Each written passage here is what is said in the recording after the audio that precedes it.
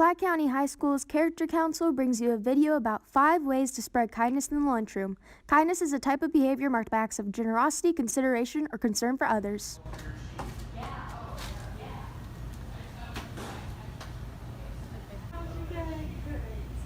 Hey, Abby, Yeah, do you want to sit with us? We have another spot. sure. Thanks. Okay, you're welcome. Here you go. Thank you. You're welcome.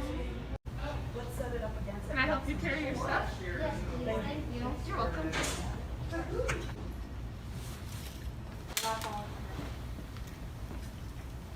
Your keys fell out of your bag. Thank you. You're welcome. Those were just a handful of ways you can show kindness in the lunchroom. There's so many more. Remember, kindness is important because it is doing things to help make other people's lives better. It allows us to connect with other people and build meaningful relationships. When someone does a kind act, we feel connected and more willing to cooperate with them. Always be kind because you never know what someone is going through. Kindness makes the world a better place. Thank you for watching.